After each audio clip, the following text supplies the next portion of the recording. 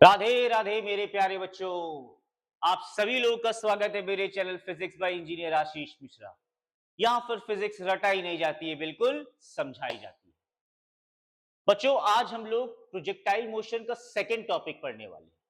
Previous class में मैंने projectile motion की बेसिक डेफिनेशन को एक्सप्लेन कर दिया था एक एनिमेटेड वीडियो के साथ।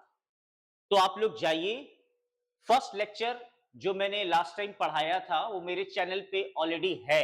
आप जाइए उसको देखिए, आपको समझ में आ जाएगा कि प्रोजेक्टाइल मोशन की बेसिक डेफिनेशन क्या है।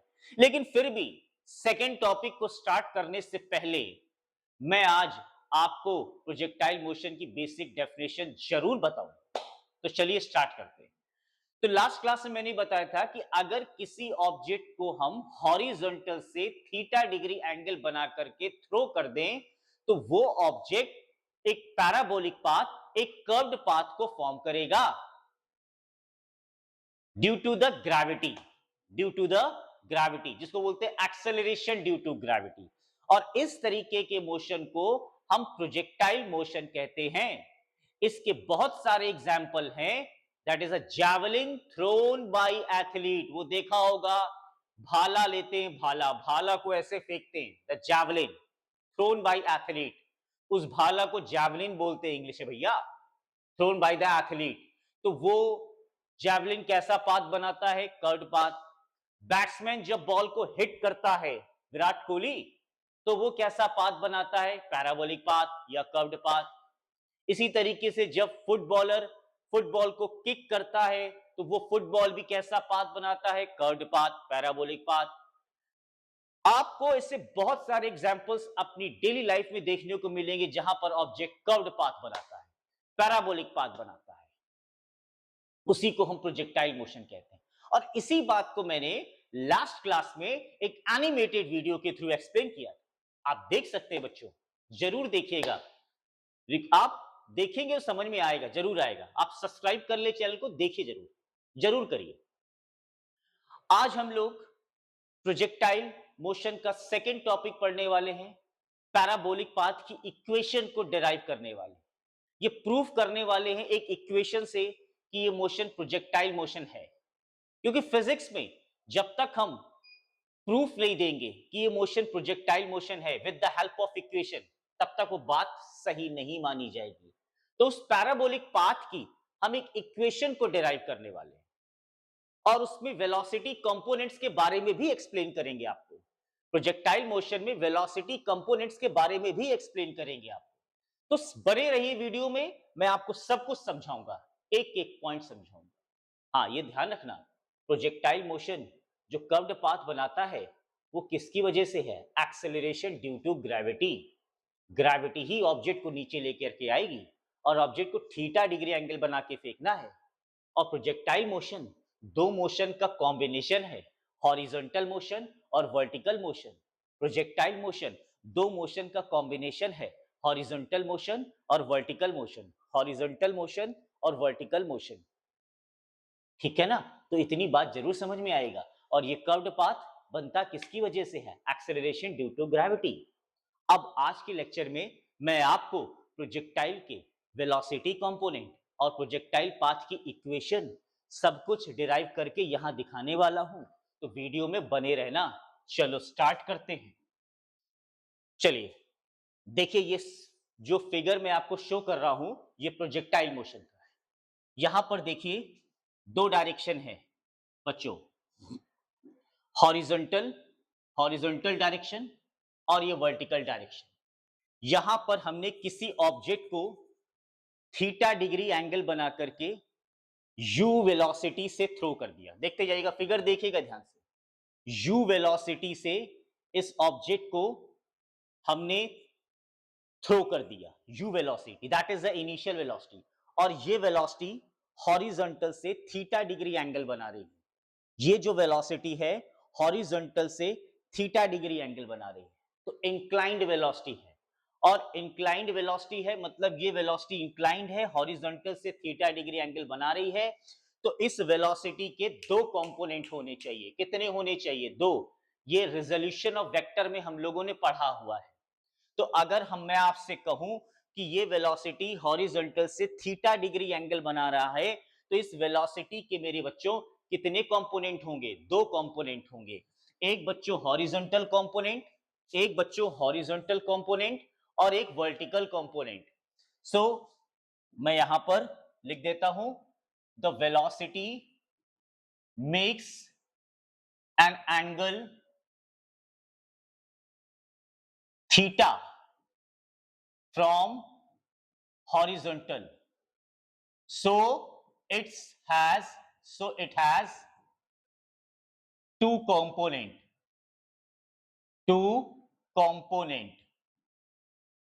first is the horizontal component देखते रहिएगा बच्चों, जो कि है u cos थीटा, इसको ux भी कह देंगे। और दूसरा कंपोनेंट है बच्चों vertical component that is a ui, u sin theta. तो दो कंपोनेंट है वेलोसिटी के, u cos theta, u sin theta. देख सकते हैं आप लोग u cos and u sin। Figure में देखिए, यही है u cos थीटा हॉरिजॉन्टल और वर्टिकल u sin थीटा। अब दोनों कंपोनेंट में जो u cos थीटा है, u cos थीटा और u sin थीटा, दोनों कंपोनेंट ये बताइए हॉरिजॉन्टल वर्टिकल में एक्सेलरेशन किस डायरेक्शन में जीरो होगा? हॉरिजॉन्टल डायरेक्शन में या वर्टिकल डायरेक्शन में? कमेंट बॉक्स में बताइए। दो डायरेक्शन हैं, हॉरिजॉन्टल और वर्टिकल, तो किस डायरेक्शन में एक्सेलरेशन जीरो होगा? प्रोजेक्टाइल मोशन देख के लगता है कि नहीं आपको ये बात फर्स्ट लेक्चर जरूर समझ में आएगी। जो लोग फर्स्ट लेक्चर अटेंड किए होंगे उनको जरूर समझ में आएगी किस डायरेक्शन में एक्सेलरेशन जीरो होगा। तो हॉरिजॉन्टल डायरेक्शन में एक्सेलरेशन जीरो होगा। अभी मैंने बताया था प्रोजेक्टाइल मोशन में एक्सेलरेशन किसकी वजह से है? सिर्फ और सिर्फ वर्टिकल मोशन, सिर्फ और सिर्फ ग्रेविटी की वजह से। वर्टिकल मोशन में किसकी वजह से एक्सेलरेशन होता है? ग्रेविटी की वजह से। भाई ये ऑब्जेक्ट है, मैं इसको फेंक रहा हूं, ये देखो, तो ये ऑब्जेक्ट क्यों नीचे आ रहा है? किसकी वजह से आ रहा है? ये वर्टिकल मोशन है कि नहीं? ग्रेविटी की वजह से आ रहा है। तो प्रोजेक्टाइल मोशन में हॉरिजॉन्टल के अलोंग एक्सेलरेशन जीरो होगा और वर्टिकल के अलोंग एक्सेलरेशन किसकी वजह से होगा? ग्रेविटी की वजह से होगा। ये याद रखना, ये पॉइंट सबसे इंपॉर्टेंट है प्रोजेक्टाइल मोशन में। आप लोग प्रोजेक्टाइल मोशन में हॉरिजॉन्टल डायरेक्शन में एक्सेलरेशन जीरो होगा, वर्टिकल डायरेक्शन में एक्सेलरेशन किसकी वजह से होगा? ग्रेविटी की वजह से। ये याद रखिए। तो हॉरिजॉन्टल, इन हॉरिजॉन्टल डायरेक्शन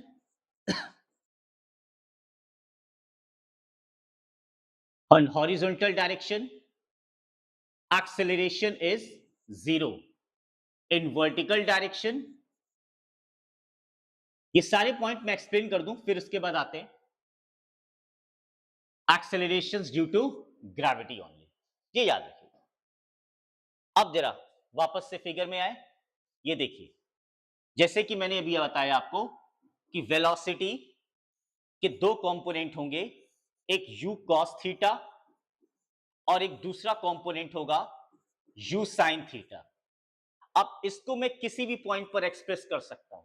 ये देखिए ऑब्जेक्ट ऊपर जा रहा है, ये देखो, देखो फिर मेरा हाथ देखो, ये ऑब्जेक्ट ऊपर जा रहा है। इस पॉइंट पर भी दो कंपोनेंट होंगे, हॉरिजॉन्टल कंपोनेंट, और इस पॉइंट पे भी ये वर्टिकल कंपोनेंट। तो हॉरिजॉन्टल वर्टिकल, और ये इसकी वेलोसिटी की डायरेक्शन, नेट वेलोसिटी की डायरेक्शन, नेट वेलोसिटी की डायरेक्शन, ये हॉरिजॉन्टल वेलोसिटी, ये वर्टिकल वेलोसिटी और ये नेट वेलोसिटी की डायरेक्शन। अब धीरे धीरे धीरे धीरे ये ऑब्जेक्ट हाईएस्ट पॉइंट पर पहुंचा, और आपको पता होना चाहिए जब ये ऑब्जेक्ट हाईएस्ट पॉइंट को अप्रोच करेगा तो उसकी वर्टिकल वेलोसिटी जीरो हो जाएगी। होता है कि नहीं होता?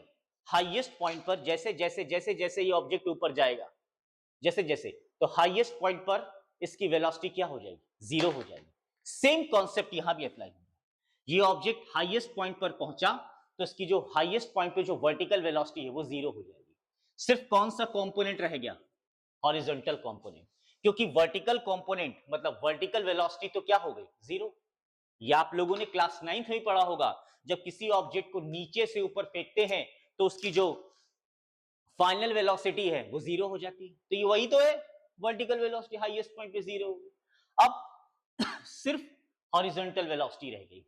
अब इस ऑब्जेक्ट को नीचे आना है, तो जैसे जैसे ये ऑब्जेक्ट नीचे आएगा, इस पर क्या काम कर रहा है? एक्सेलरेशन ड्यू टू ग्रेविटी, तभी तो ये नीचे आ रहा है। अब ये नीचे आ रहा है, देखिए इस पॉइंट पर भी देखिए ये हॉरिजॉन्टल वेलोसिटी। अब देखो वर्टिकल वेलोसिटी की डायरेक्शन बदल गई। ये जो वर्टिकल वेलोसिटी की डायरेक्शन है ये डाउनवर्ड है। किसकी वजह से है? ग्रेविटी की वजह से है। भाई ग्रेविटी की डायरेक्शन तो हमेशा डाउनवर्ड ही होगी ना, नहीं होगी क्या? बताओ भाई, तुम लोग तो जानते हो, अच्छे बच्चे हो ना। वर्टिक एक्सेलरेशन की डायरेक्शन हमेशा किधर होती है बच्चे? डाउनवर्ड ही तो होती है। तो ये डाउनवर्ड है, एक्सेलरेशन ड्यू टू ग्रेविटी। तो वेलोसिटी की डायरेक्शन भी सेम डायरेक्शन। तो इस पॉइंट पर भी दो कंपोनेंट होंगे वेलोसिटी के, हॉरिजॉन्टल और वर्टिकल। ठीक है, तो आप देख सकते हैं, और ये नेट वेलोसिटी की डायरेक्शन।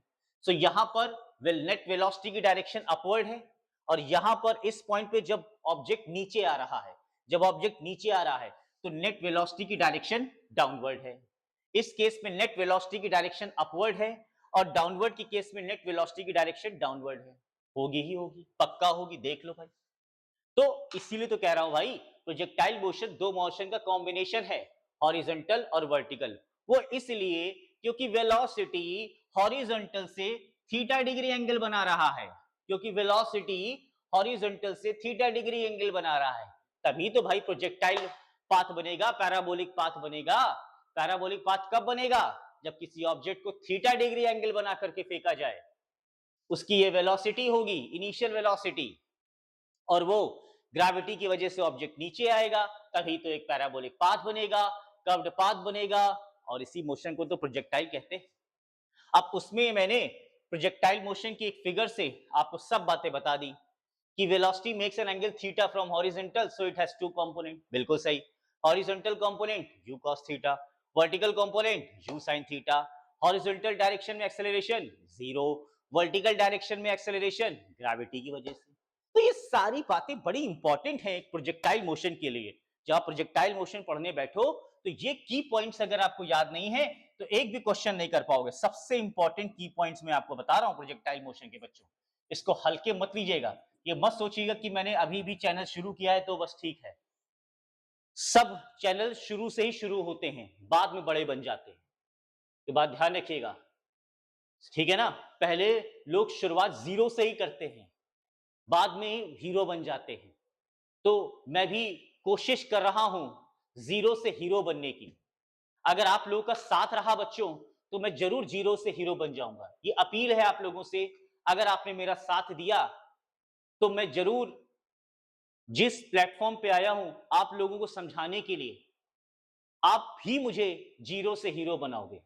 और मैं उन सारे बच्चों से भी अपील करता हूं ज्वाइन करें, जो थोड़े से भी कहीं इकोनॉमिकली कंडीशन वीक है उनकी, कहीं ना कहीं मेरे चैनल को ज्वाइन करें, मैं उनकी हेल्प करूंगा। तो प्लीज आप सभी लोग मेरे चैनल बच्चों को सब्सक्राइब करें, बच्चों जरूर करें। हर तरीके की हेल्प मैं आपको बिल्कुल करूंगा, क्या कंटेंट हो, क्या रिवीजन हो, क्या पीवाईक्यू हो। ओके, चलिए अब अपने टॉपिक पे आते हैं। प्रोजेक्टाइल मोशन की इक्वेशन को डिराइव करना था। ओके, चलिए मैं इसको रफ कर देता हूं, कैसे करेंगे ये भी देखते हैं। तो इस पैराबोलिक पाथ की इक्वेशन को डिराइव करने के लिए बच्चों मैं मोशन की इक्वेशन अप्लाई करूंगा। तीन होती है मोशन की इक्वेशन, क्या आपको पता है कितनी होती? तीन होती। और कौन कौन सी होती हैं? तो तीन होती है, v बराबर u plus A T, S is equal to U T plus half A T square, V square is equal to U square plus two A S. इन्हीं तीन में से मैं इक्वेशन यूज करने वाला हूं पैराबोलिक पाथ की इक्वेशन को डिराइव करने के लिए। सेकेंड इक्वेशन क्या होती बच्चों? एस बराबर you T plus half A T square. ये देखिए, इसको मैं अप्लाई करने वाला हूं।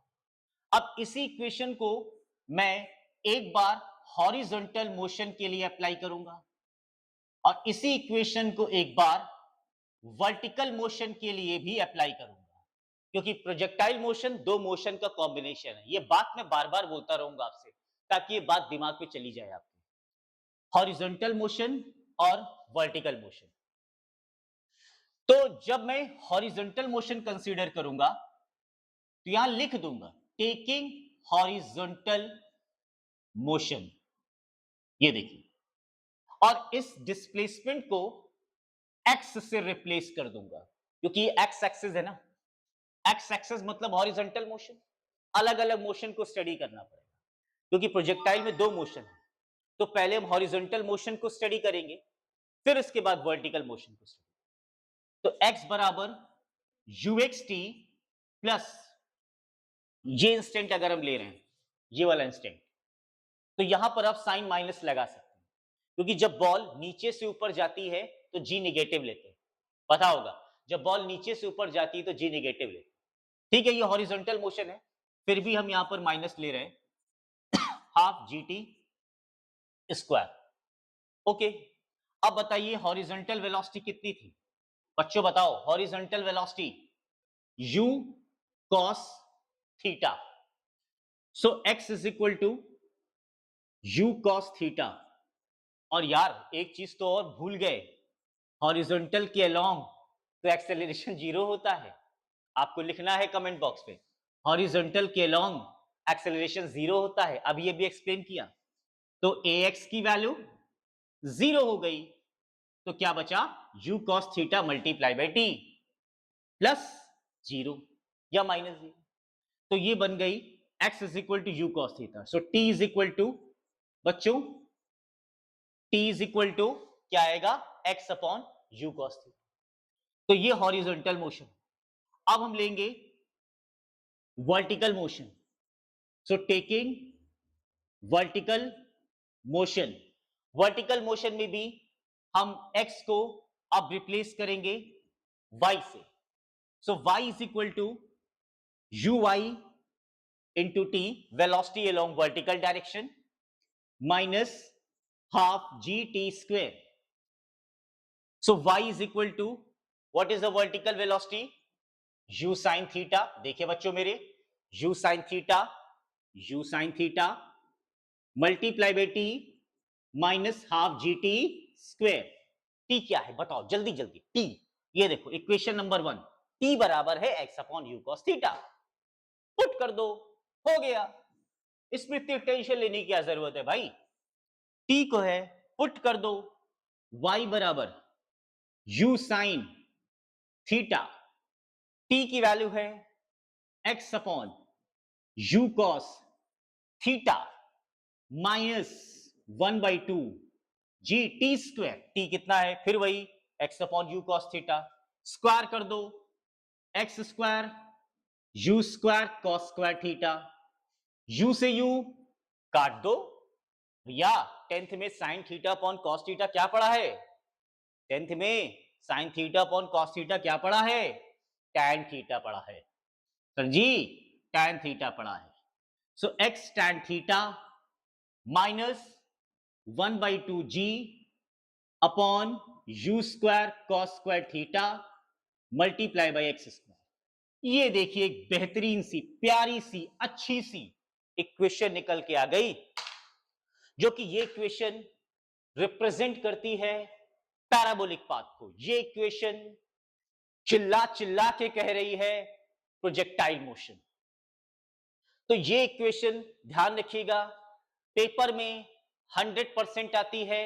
अगर आप इसको लगा के चले जाते हो, एक पाथ और प्रोजेक्टाइल की इक्वेशन को तैयार करके चले जाते हो, तो बेटा 5 नंबर में आपको पेपर में ये इक्वेशन 100% डिराइव करने को मिलती है क्लास 11th के एग्जामिनेशन में।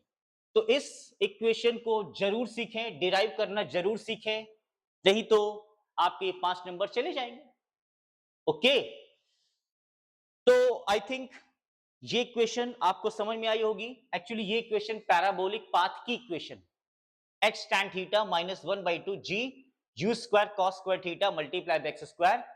This is the equation of This is the equation of parabolic path. Okay, तो आई थिंक ये समझ में आ गया होगा बच्चों।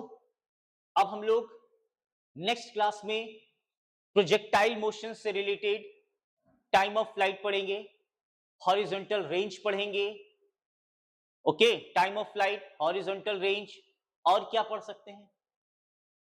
Maximum range, horizontal range, velocity of projectile, ये सारी चीजें, ये 3-4 टर्म बच्चों हम लोग नेक्स्ट क्लास में डिस्कस करेंगे। और प्लीज बच्चों, ये सारा कंटेंट मैं आपको दे रहा हूं, तो मैं आपसे चाहता हूं सिर्फ और सिर्फ यही कि आप मेरे चैनल को बच्चों सब्सक्राइब कर लें। आपको इसके पीडीएफ नोट्स भी मैं अपलोड करूंगा आने वाले समय में, लेकिन इसके लिए सिर्फ और सिर्फ यही करना है, लाइक, शेयर एंड सब्सक्राइब, इतना कर दीजिए तो मोटिवेशन मुझे मिलेगा, इस टीचर को, जो ये टीचर आपके सामने खड़ा है, इसको मोटिवेशन मिलेगा। तो प्लीज मेरे चैनल को लाइक, शेयर, सब्सक्राइब जरूर करें, अपने दोस्तों को बताएं इसके बारे में, चैनल को, जिससे कि मुझे मोटिवेशन मिले और मैं आप लोगों के लिए अच्छे से अच्छा कंटेंट तैयार करके दूं इसी प्लेटफॉर्म पे। ओके बच्चों, तब तक के लिए धन्यवाद सभी को बच्चों, राधे राधे, मिलते हैं अगली वीडियो में।